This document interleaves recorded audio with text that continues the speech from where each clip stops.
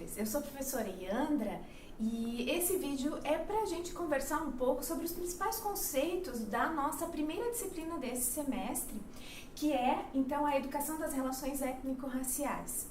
Vamos dar uma olhadinha, então, na primeira semana a gente tem, né, algumas unidades de aprendizagem. Essa disciplina vai ter 6 unidades de aprendizagem, uma disciplina de carga horária menor, né? Começamos um pouquinho devagar, né, com menos conteúdo, vamos com calma, né?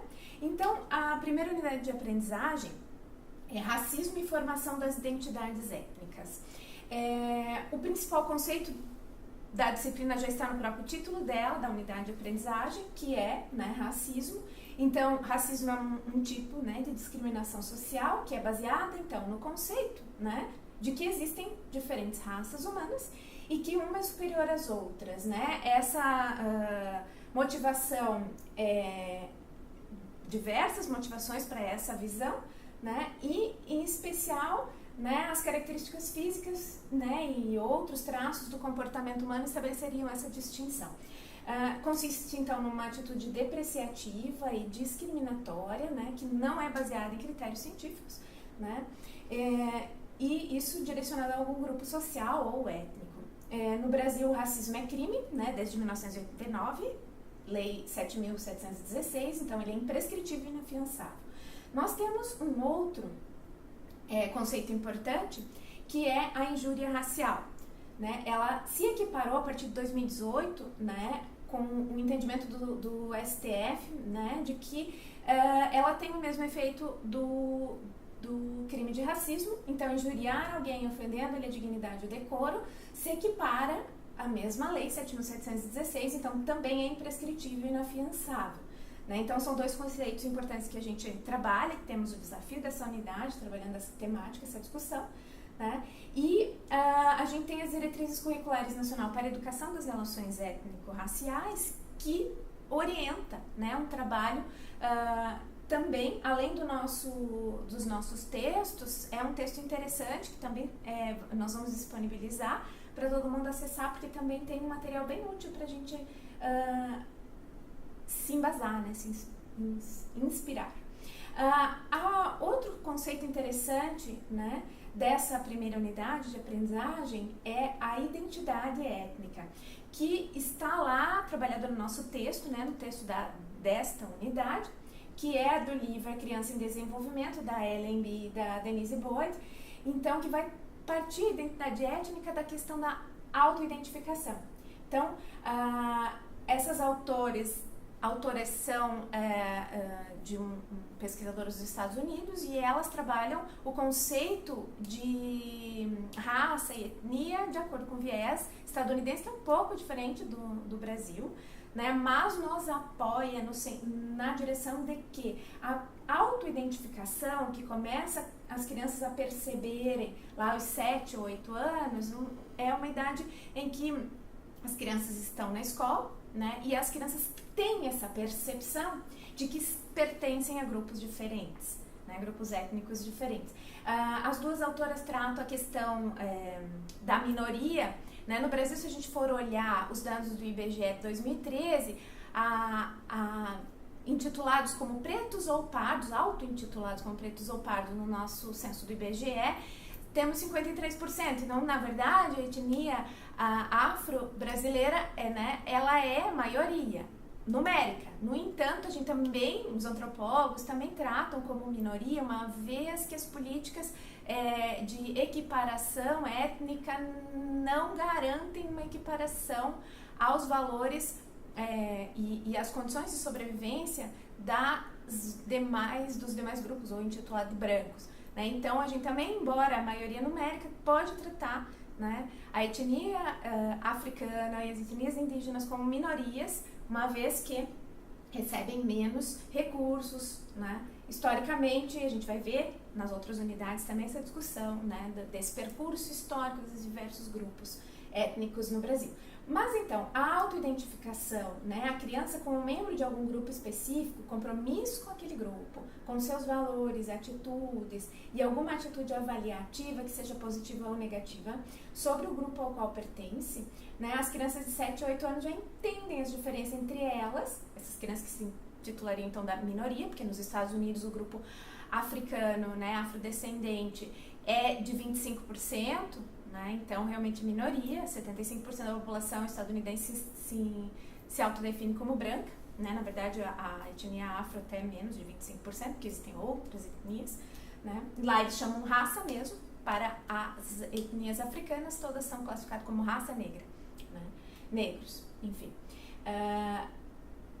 Essas crianças, então, da minoria negra já se entendem as diferenças entre elas e as crianças da maioria, né? E muito frequentemente preferem o seu próprio subgrupo, né? Seja ela de qual grupo for, né? Se for negro, seja os chamados latinos, outros grupos europeus se percebem, né? Os asiáticos, né? As crianças percebem que elas têm uma diferença de grupo, né, que elas pertencem a um grupo diferente. A gente tem um infográfico que é interessante perceber, porque então o texto da nossa disciplina ele é de professores da psicologia, né, teóricos da psicologia, e elas percebem essa questão da identidade enquanto construção, de identidade enquanto sujeito, e a identidade étnica se construindo nesse processo também. Então, a gente tem o vídeo dessa unidade, né, vai explicar também direitinho essa teoria, né, e o texto também, né, justamente essa questão de como é que se dá a construção identitária enquanto indivíduo e a construção identitária de identidade étnica, né. O nosso infográfico é bem interessante usar e trabalhar esse infográfico com os nossos alunos, porque ele vai ajudar a compreender toda essa implicação da identidade étnica se construindo em paralelo à identidade individual, né, do sujeito. Bom, nós temos outra unidade de aprendizagem, a subsequente, a unidade 2, desigualdades étnico-raciais. Os conceitos principais dessa unidade, o primeiro, então, é discriminação racial, né? O que é, então, discriminação racial? Bom, segundo a Convenção Internacional da ONU, né, para a eliminação de todas as formas de discriminação racial, a discriminação significa qualquer distinção, exclusão, restrição ou preferência baseada na raça, cor, ascendência, origem étnica ou nacional, com a finalidade ou efeito de impedir ou dificultar o reconhecimento e ou o exercício em base de igualdade aos direitos humanos e liberdades fundamentais nos campos político, econômico, social, cultural ou qualquer outra área da vida pública. Então, né, a gente estabelecer qualquer diferença, né, que impeça, dificulte o reconhecimento e o exercício, né, das liberdades e direitos de qualquer ser humano, né, baseado na sua etnia, raça ou cor, né, é uma discriminação, né, e é algo que a gente precisa construir na educação, a superação para isso, né. B. Outro conceito, então, preconceito racial, né, que utilizando a sensibilidade da Valéria Menezes, ela chama o preconceito racial de um desencontro da alteridade, né? Ou seja, quando a gente não consegue reconhecer o outro, né? E ela cita a música Santa do Caetano Veloso, né? Onde ele diz, né, que quando ele encarou frente a frente uma cultura, uma cidade, um espaço diferente, né? Quando te encarei frente a frente, não vi o meu rosto, chamei de mau gosto o que vi, mau gosto. Né? É o que Narciso chama feio o que não é espelho. Narciso acha feio o que não é espelho. Né? Então, aquilo que é diferente em geral, né, a gente acaba estabelecendo um juízo de valor e tomando como não igual, não bom. Né? Não necessariamente só diferente, mas inferior, pior. Então, assim como Narciso, muitas vezes nos apaixonamos pelo que é nosso e ao olhar para o outro buscamos o que nos é familiar. Quando não encontramos a nossa imagem refletida, percebemos a diferença como a própria manifestação do mau gosto, podendo então ser repudiada, discriminada ou até mesmo odiada. Isso é algo que realmente, né, a gente tem muito presente ainda, infelizmente, no Brasil. Então, as desigualdades étnico-raciais no nosso texto dessa unidade, a gente tem as desigualdades tratadas sob 3 perspectivas sociológicas, né? Esse é um texto do livro de Sociologia, né? E do Richard, e ele diz o seguinte, bom, funcionalismo, né? A primeira teoria que é apresentada, então, né, a teoria funcionalista, para explicar o preconceito e a discriminação racial, vai dizer que tem funções positivas para os grupos dominantes. Né? Então, embora possam servir aos interesses dos poderosos, o tratamento desigual também pode ser disfuncional para uma sociedade e mesmo para um grupo dominante, né? Então, quer dizer que, embora possa de cara parecer favorável a quem domina, né, estabelecer essa dominação e essa discriminação, essa desigualdade, ela também traz efeitos disfuncionais, que seriam, né, a limitação pela busca dos talentos. Uma vez que a gente já trata a outra etnia como inferior, você não vai considerar que ali hajam talentos, né, significativos, né, que te possam ajudar a desenvolver melhor a sociedade. Outro, né, agrava problemas sociais, como a pobreza, a delinquência e o crime, e coloca uma carga financeira sobre o próprio grupo, né, para o grupo dominante, para aliviar esses problemas. Então, né, embora a princípio possa ser bom para quem domina, tem efeitos, né, disfuncionais. Bem, outra perspectiva é a perspectiva do conflito, né? Então, os teóricos, né, dessa perspectiva citam a estrutura econômica como um fator central na exploração das minorias. O racismo mantém as minorias nos empregos que pagam pouco e assim fornecem à classe capitalista dominante uma grande quantidade de mão de obra barata. Além disso, forçando as minorias raciais a aceitar salários baixos, os capitalistas podem restringir os salários de todos os membros do proletariado. É a teoria do conflito. No entanto, né, a perspectiva do conflito tem a teoria da exploração como subjacente a ela, né? E a teoria da exploração, ela acaba tendo limites, né? Ela é limitada no contexto de explicar o preconceito em suas diversas formas, né? Nem todos os grupos minoritários são economicamente explorados da mesma maneira. Então, ela não tem muito espaço para as diferenças, para as nuances, né, de diferenças de grupos. Bem, o Richard Schaeffer também fala da perspectiva interacionista, né, a terceira perspectiva para tratar da desigualdade. Então, essa perspectiva pensa que, em circunstâncias de cooperação, o contato interracial entre as pessoas de mesmo status faz que elas se tornem menos preconceituosas e abandonem velhos estereótipos. As pessoas começam a ver o outro como indivíduo e descartam as generalizações amplas características da estereotipia, né? Começa a haver o contato com a alteridade, né? Bem, ainda nessa unidade, o conceito importante é de ações afirmativas, né? A gente tem um material do IPE, Instituto de Pesquisa Econômica e Aplicada, publicado lá em 2009, que trata de analisar as ações afirmativas, né? Então, as ações, segundo, né, o texto do IPE, visam a promover, ações afirmativas visam a promover a maior diversidade social de grupos subrepresentados em certos espaços sociais, identificando 3 inspirações na defesa das ações afirmativas. Uma forma de justiça reparatória ou compensatória, de justiça distributiva e ação preventiva. Então, seriam as 3 inspirações, né, que levam a defender as ações afirmativas, né? Uma forma de justiça reparatória, de compensação, né? Uma justiça distributiva, distribuir de maneira mais justa os recursos da nação, e preventiva, né? Uma ação preventiva, né? Então, como objetivo, tanto a igualdade de oportunidades como o combate às desigualdades não justificáveis, garantindo então a diversidade e o pluralismo nas diferentes esferas da vida social, denunciando e desnaturalizando a posição subordinada de determinados grupos sociais, que por muito tempo foi naturalizada, né, essa inferiorização. Bom, então a gente tem no nosso material também a discussão, né, de ações afirmativas, como então discriminação positiva, uma outra forma de definir ação afirmativa, né? Uma discriminação positiva, uma vez que você discrimina, você diferencia, mas você diferencia para tentar equiparar.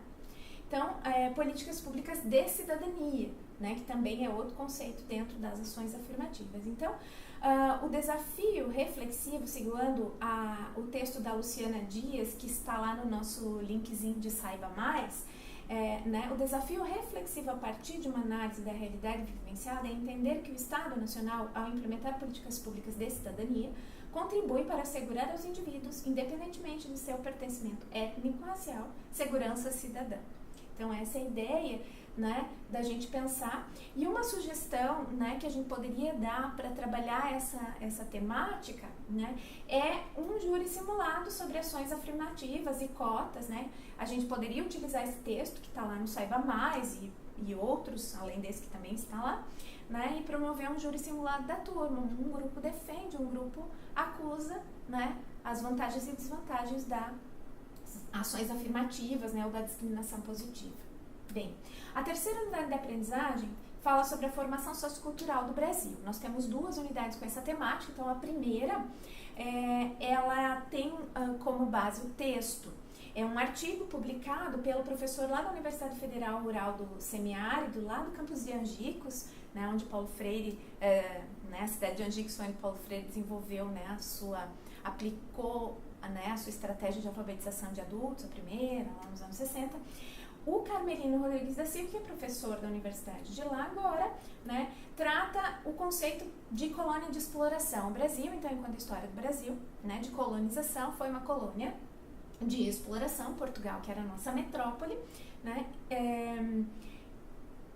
explorava a produção de matéria-prima aqui no Brasil para levar para lá, né? Então, via o quê? O conceito do mercantilismo, que imperava naquele momento nas relações internacionais, né, da época do século XVI, né, do início da nossa colonização.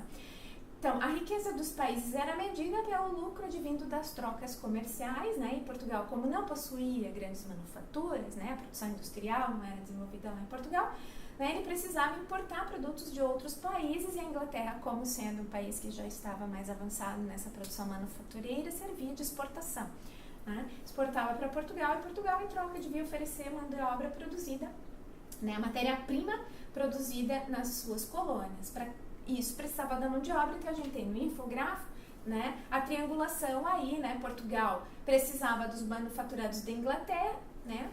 E a Inglaterra precisava da matéria-prima. Então, Portugal ia até a África, levava alguns produtos lá, trocava pelos escravos africanos, né? Transportava os escravos para a sua colônia no Brasil, produzia, então, né, o que ele poderia vender para a Inglaterra, e assim, né, no caso inicial era a cana-de-açúcar, né, e o açúcar ia para a Inglaterra e servia, né, de troca. Bom, a gente tem então essa colonização caracterizada como um interesse meramente exploratório, né, da metrópole sobre a colônia. Portugal nunca pretendeu desenvolver no Brasil nenhuma grande sociedade, por isso não teve investimento na área da educação, da indústria. A única atividade econômica que interessava a metrópole era a atividade exploratória, fosse nas grandes plantações ou nas regiões mineratórias. Então, a gente não tem aqui, né, uma colônia de povoamento, a gente tem uma colonização de exploração. E aí, então, nesse mesmo texto da experiência portuguesa, né, no processo de colonização do Brasil, do Carmelino Rodrigues da Silva, a gente tem a principal, né, afirmação dele de que a importância de se conhecer as relações sociais envolvidas até nossos dias, né, ele foca nisso, né, da importância da gente entender as relações sociais, né, porque é daí que a nossa história se constitui, e é a partir daí que o nosso presente é moldado. Então, ele cita o Gramsci, porque o Gramsci diz, né, que todo indivíduo não é somente a síntese das relações existentes, mas também da história dessas relações, isto é, o resumo de todo o passado. Então, nós somos o resumo de um passado escravocrata, explorador, né, e precisamos lidar com isso, né, isso é o que temos. Então, essas foram as primeiras 3 unidades de aprendizagem. Nós agradecemos, então, a atenção de todos, né? Espero que tenha sido interessante, que os conceitos possam trazer, né, mais esclarecimentos a vocês, e a gente está sempre disponível para trabalhar e conversar nos demais ambientes, nos espaços de interação, né? Fiquem ao dispor para a gente conversar. Muito obrigada!